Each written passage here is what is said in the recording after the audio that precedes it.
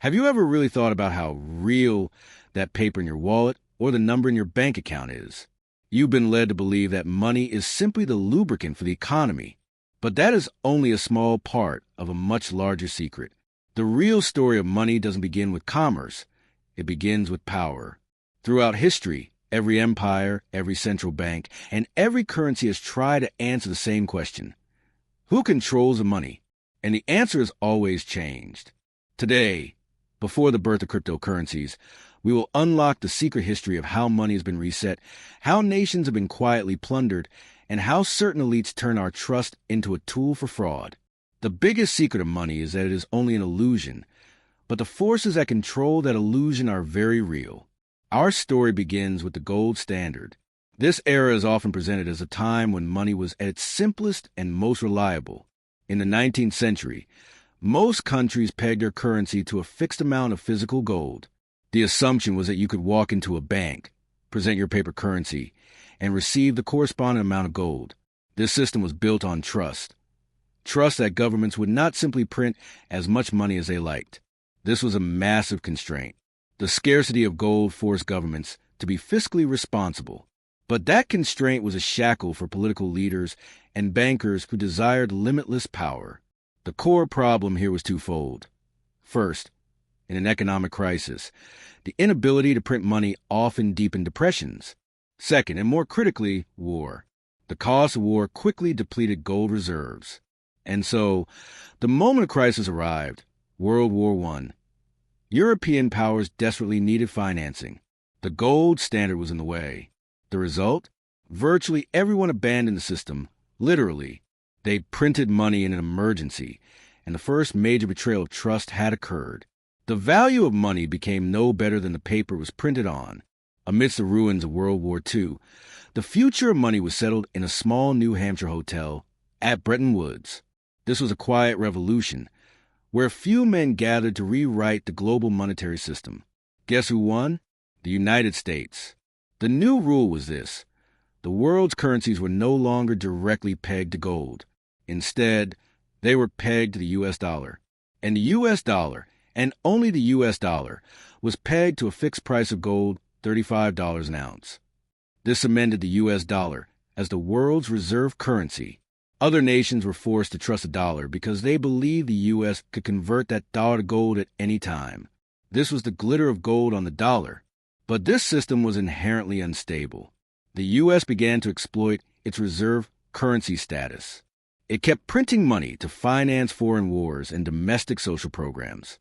Other countries watched as the U.S.'s dollar debt held abroad quickly began to far exceed its gold reserve stored at Fort Knox. This was a growing lie. The world had become a hostage to U.S. monetary policy. By the late 1960s, tensions were rising. Notably, under the French leadership of General Charles de Gaulle, doubt grew over U.S. fiscal discipline. He began pressuring American banks, demanding gold in exchange for dollars, repatriating large gold bars.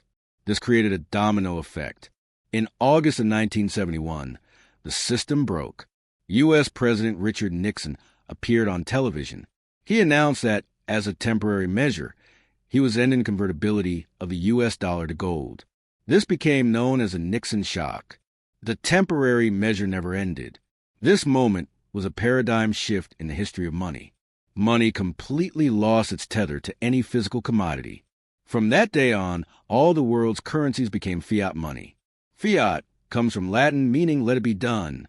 The value of money was created by a government decree. Trust became the only mechanism governing money. The single constraint on money printing had vanished. The money supply began to explode.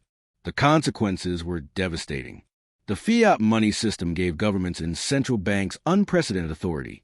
They could create as much money as they wanted to stimulate economies or finance debt. But this power always came at the expense of someone. There are two key impacts we've seen since the Nixon Shock. One, permanent inflation. With the runaway money supply, the price of goods and services soared. The purchasing power of your paycheck was quietly stolen every single year. Two, cyclical crises. Bankers and financial institutions felt they could take on as much risk as they liked, knowing that if the system failed, they would be bailed out by the state. The 2008 financial crisis was the ultimate example. Central banks printed trillions, bailing out banks, while ordinary people lost their homes and savings. This history shows us that money is a form of secret debt mechanism.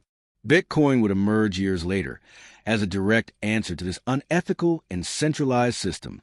It aimed to remove the human control over money creation and prevent this chapter of history from repeating itself. The secret history of money teaches us three critical lessons. 1. The value of money is measured in trust, gold standard, Bretton Woods, and fiat money. As each system changed, the value of money was simply another form of trust. When that trust is broken, the system collapses. 2. Power always seeks centralization. Control over money has always shifted from tribal chiefs to kings, from kings to central bankers.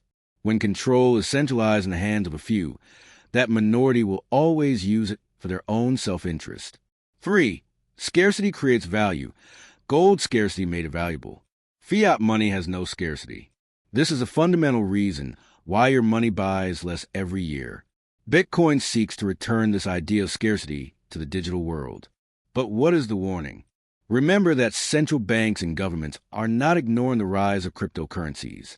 They are actively developing Central Bank Digital Currencies, CBDCs. This is not just a digital version of money. This is a government having total and absolute control over your money. We must learn from history. When power is centralized, it is always abused. Bitcoin is not merely a new technology. It is an attempt by the people to reclaim control over money after decades of irresponsible governments and speculative bankers. This is a choice. So what should you do? 1. Learn. Share the secret history of money with others. 2. Question. Understand how your currency is created and governed. Realize that without your trust, the money has no value. 3. Act. Decide whether your money system should be backed by a bank, a government, or the unbiased power of mathematics and transparency. Our story doesn't end here. The future of money is still being written. Are you ready to choose between the shackles of gold or the shackles of digits? If this story made you think, subscribe to the channel, and next week we will dive deeper into the 3 reasons central banks fear Bitcoin. Let me know in the comments. Do you think the future of money should be centralized or decentralized?